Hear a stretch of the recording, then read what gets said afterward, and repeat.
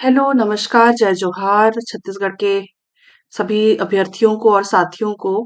आज की इस वीडियो में हम सीसैट की तैयारी कर रहे हैं और हिंदी भाषा के अनेकार्थी शब्द देखेंगे जो विगत वर्षों में पूछे गए हैं।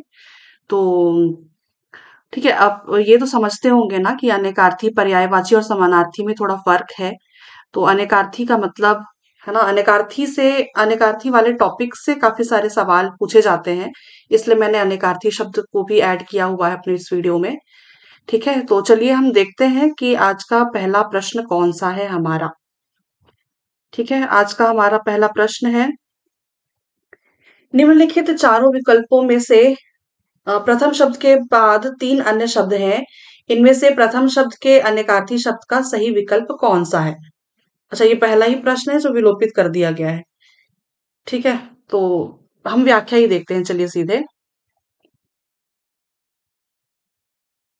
है ना, काम को क्या कहते हैं और क्या काम के और क्या अर्थ निकलते हैं? तो है ना, काम को याद रखिएगा, प्रयोजन, कार्य, कृति और वासना। नाग को हम पर्वत, सांप, हाथी, अही, है ना, इन नामों से जानते हैं। आई थिंक हमने नाग का एक प्रश्न पिछले साल का किया भी हुआ है, एक किसी वीडियो में हमने अटेम्प्ट किया था ये नाग वाला प्रश्न। ठीक है, और द्विज, द्विज के अर्थ और क्या निकलते हैं? तो ब्राह्मण, चंद्रमा, दांत और पक्षी। वर्ण के और क्या अर्थ निकलते हैं? रंग, जाति भेद, प्रकार, रूप, अक्षर। ठीक है, तो याद रखिएगा, उपरोक्त चारों विकल्प सही ना होने के कारण प्रश्न को व्यापन द्वारा विलोपित कर दिया गया। तो हमको इससे कोई मतलब नहीं है, हमको याद रखना है ये काम, नाग, द्विज और वर्ण।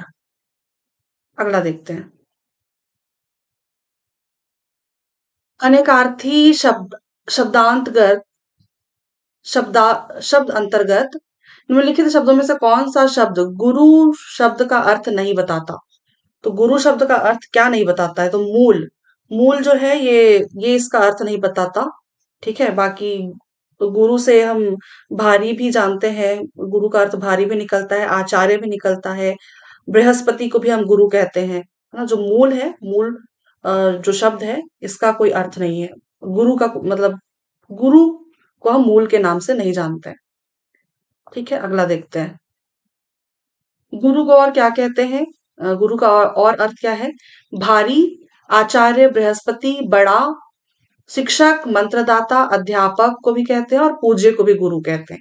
और मूल को क्या क्या के अर्थ निकलते हैं? मूल के मुख्य, जड़, कंद, पूंजी, एक नक्षत्र है मूल, और आरंभ का भाग। ठीक है, तो ये मूल के अर्थ निकलते हैं, तो ये भी याद रखिएगा। अगला देखते हैं, निम्नलिखित में से कौन सा शब्द पतंग का अनेकार्थक शब्द नहीं है? अनेकार्थक शब्द नहीं है किसका? पतंग का। तो पतंग का जो है ना, ये पन्नग नहीं है, क्योंकि पतंग को गुड़ी भी कहते हैं, पतिंगा भी कहते हैं और सूर्य भी कहते हैं। ठीक है, पन्नग जो होता है ये सांप होता है ना, सर्प। ठीक है, पन्नग जो है ये सर्प होता है। व्याख्या भी दिया होगा, देखते हैं एक बार। देखिए, पतंग को गुड़ी कहते हैं,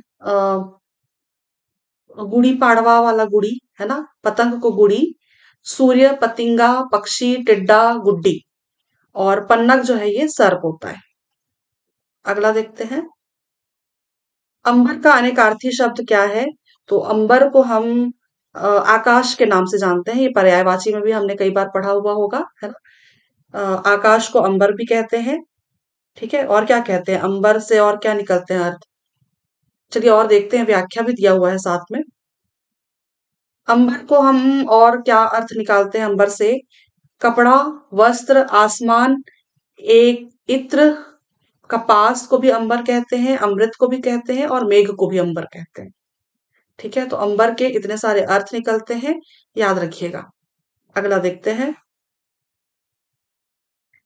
लक्ष्मी, बिजली, पिपली वर्णवृत्त के लिए एक शब्द है, ये चंचला। ठीक है, इसका उत्तर हो जाएगा चंचला। लक्ष्मी, बिजली, पिपली वर्णवृत्त के लिए एक शब्द है चंचला। अगला देखते हैं, वही प्रश्न है। अगला है, चंचला से लक्ष्मी, बिजली, पिपली वर्णवृत्त, और लहर से तरंग उमंग झोंका झुलना। लरंग के क्या अर्थ और होंगे? तरंग उमंग झोंका और झुलना। अगला है वाणी सरस्वती जिह्वा के लिए एक शब्द है। तो वाणी, जिह्वा और सरस्वती, इसके लिए यहाँ पे तो ऐसा कुछ शब्द नहीं दिख रहा है। इसका उत्तर हो जाएगा इनमें से कोई नहीं, है ना? ठीक है, क्यों? क्योंकि वाणी, सरस्वती और जिह्वा के लिए गिरा शब्द यूज होता है, गिरा। ठीक है, अगला देखते हैं। गिरा का अर्थ होता है वाणी, सरस्वती और जिह्वा। अगला है ब्रह्म कमल अमृत केश के लिए एक शब्द है। तो इसके लिए हो जाएगा यहाँ पे भी उपरयुक्त में से कोई नहीं, क्योंकि इसके लिए होता है कंज। ठीक है, कंज। अगला देखते हैं। कंज का अर्थ होता है ब्रह्म कमल अमृत केश, और वलय का मतलब होता है मंडल चूड़ी कंगन छल्ला। वलय का मतलब होता है मंडल चूड़ी कंगन छल्ला, और कंज का मतलब होता है ब्रह्म कमल अमृत केश। अगला देखते हैं। नाथ का अनेकार्थी क्या है? नाथ का अनेकार्थी बैल की नाक की रस्सी। ठीक है, बैल की नाक की रस्सी को हम नाथ कहते हैं। और नाथ और क्या हो सकता है? ईश्वर को कहते हैं, पति को भी नाथ कहते हैं, है ना? अगला देखते हैं। नाथ, बैल की नाक की रस्सी, स्वामी, पति और ईश्वर को भी हम नाथ कहते हैं। अगला देखते हैं। निम्नलिखित शब्दों में से एक या, है ना, अनेकार्थी है, तदनुसार सही विकल्प का चयन करना है। तो इनमें से क्या हो जाएगा इसका उत्तर? एक या एक से अधिक शब्द अनेकार्थी है, तदनुसार सही विकल्प का चयन कीजिए। हाँ, चलिए एक बार देखते हैं। इसका उत्तर दिया हुआ है उपर्युक्त में से कोई नहीं, व्याख्या दिया होगा, देखते हैं एक बार। उपरोक्त विकल्प में कोई भी अनेकार्थी शब्द नहीं है। उपरोक्त विकल्प में कोई भी अनेकार्थी शब्द नहीं है। ठीक है। उषा, उषा को क्या कहते हैं? सुबह, भोर, प्रभात, ब्रह्म मुहूर्त। और कच्छ को कहते हैं बाघ, पपड़ी, झुंड, बादल, बृहस्पति का पुत्र। कच्छ, बाघ, पपड़ी, झुंड, बादल, बृहस्पति का पुत्र। बाकी उषा तो आई थिंक सब लोगों को पता ही होगा, है ना? सुबह, भोर, प्रभात, ब्रह्म मुहूर्त। अगला प्रश्न करते हैं। हरकत शब्द के लिए अनेकार्थी शब्द क्या है? तो हरकत के लिए अनेकार्थी शब्द गति, चेष्टा। ठीक है, अगला देखते हैं। हरकत, गति, चेष्टा, नटखटपन, शरारत, हिलना डोलना। अगला करते हैं प्रश्न।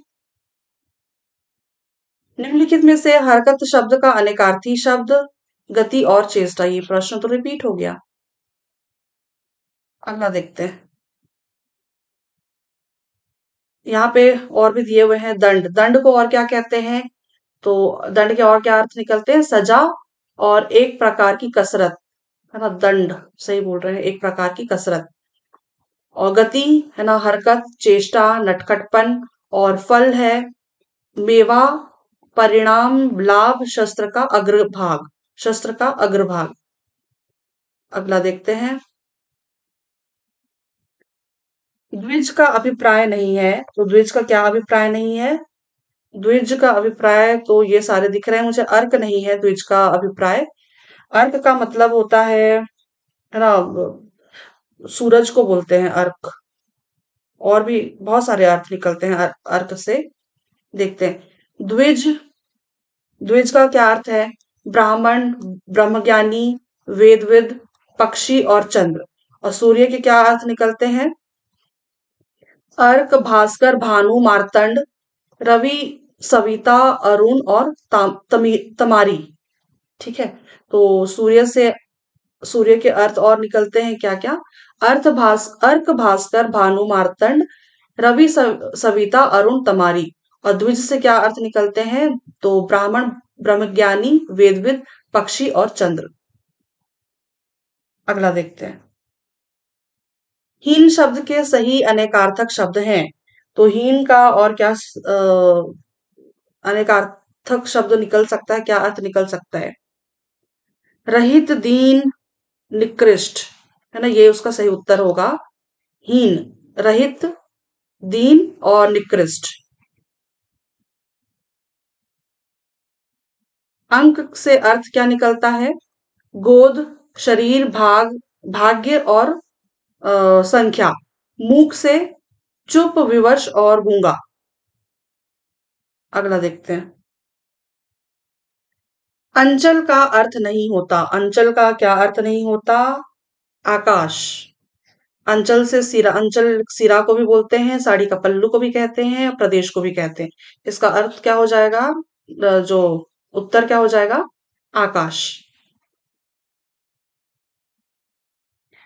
कर का अनेकार्थी शब्द क्या है? तो कर का अनेकार्थी शब्द हो जाएगा किरण, टैक्स, हाथी का सूंड। ठीक है।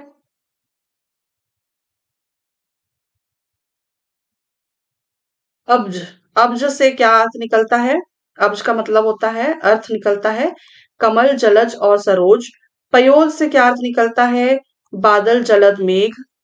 और द्विज से पक्षी, अंडा, ब्राह्मण। और कर तो है ना, किरण को भी कहते हैं और टैक्स को भी कहते हैं और हाथी का सूंड को भी कर कहते हैं। ये कर वाला प्रश्न और भी रिपीट हुआ है, ठीक है, याद रखिएगा। इनमें से कौन कनक का अनेकार्थक नहीं है? कनक। कनक मेरे ख्याल से गेहूं को नहीं बोलते हैं। कर का, सॉरी, कनक जो है ना, ये सूर्य को नहीं बोलते हैं जी। ठीक है। कनक, कनक का अनेकार्थक शब्द जो नहीं है वो सूर्य नहीं है ना? अभी तो थोड़ी देर पहले पढ़ा था यार हमने, है ना? तो कनक जो है, कनक का अनेकार्थक शब्द क्या नहीं है? सूर्य नहीं है। क्योंकि कनक जो है, कनक का मतलब तो सोना होता है, जैसे कि, है ना? तो खजूर को भी बोलते हैं और गेहूं को भी और धतूरा को भी कनक बोलते हैं। ठीक है। ये तीनों याद रखिएगा। कनक। अगला देखते हैं। अनेकार्थी शब्द नग का अर्थ यह नहीं है। तो नग का क्या अर्थ नहीं है ना? पद को हम नग नहीं कहते हैं। अभी थोड़ी देर पहले हमने सांप को भी देखा था, है ना, नग। और पर्वत भी हम नग को कहते हैं। और संख्या का भी एक, है ना, संख्या भी एक अर्थ निकलता है नग।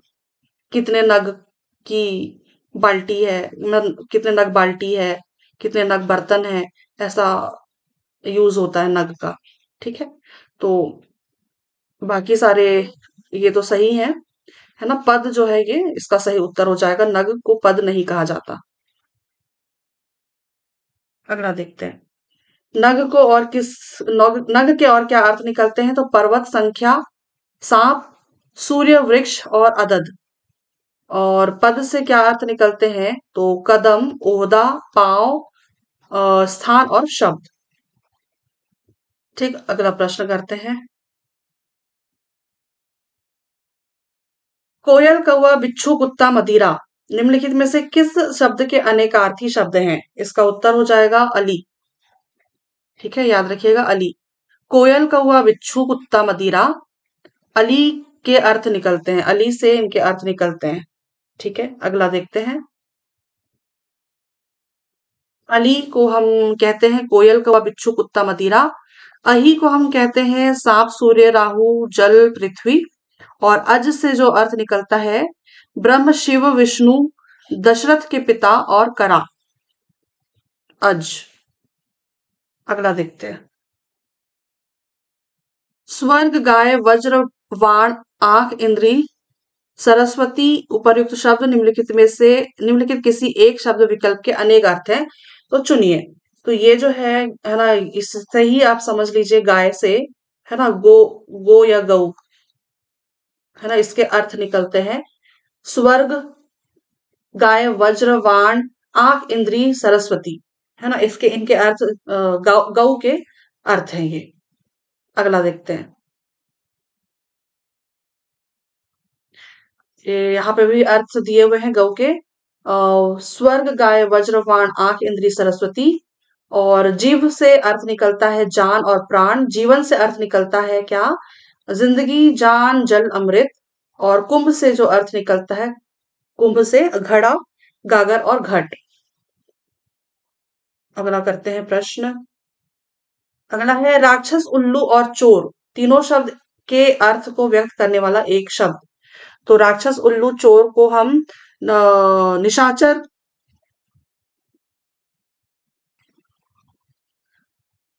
निशाचर भी कहते हैं।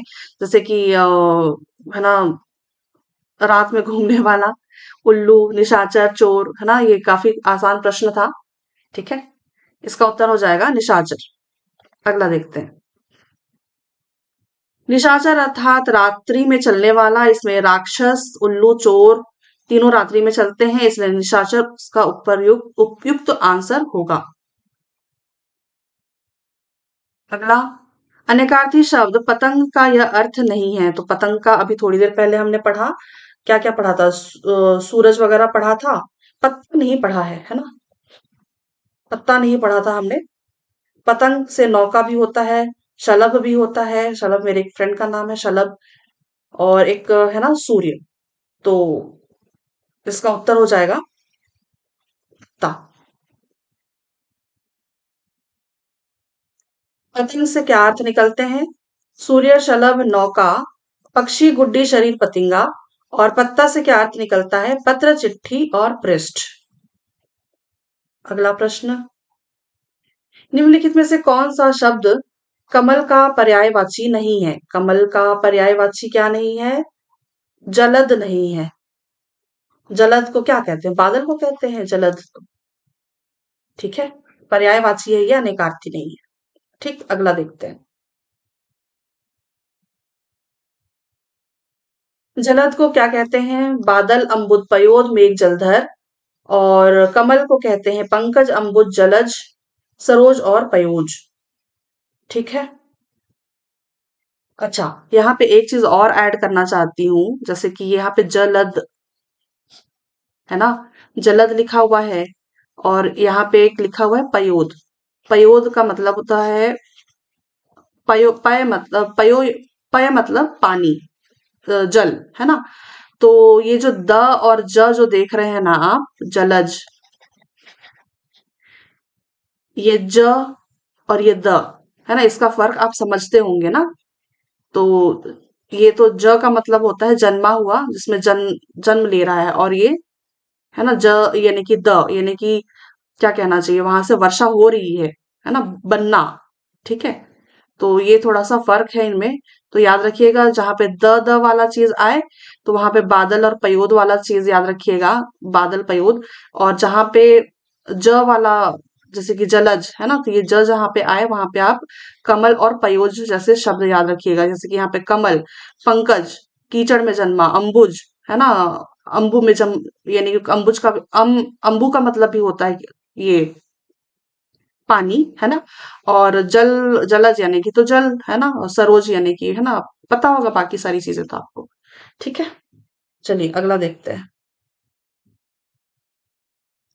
कुंजर। कुंजर शब्द का सही अर्थ क्या है? तो कुंजर का मतलब होता है पीपल। ठीक है, कुंजर का मतलब होता है पीपल। कुंजर के और अर्थ भी हैं। पीपल, हाथी, श्रेष्ठ, उत्तम। कुंजर का और, है ना, अर्थ और भी क्या है? पीपल, हाथी, श्रेष्ठ और उत्तम। अंबर का अनेकार्थक शब्द क्या है? तो अंबर का अनेकार्थक शब्द आकाश, कपड़ा। रिपीट हुआ है प्रश्न। अगला देखते हैं। अंबर को और क्या कहते हैं? आकाश, कपड़ा, कपास, एक इत्र होता है अंबर।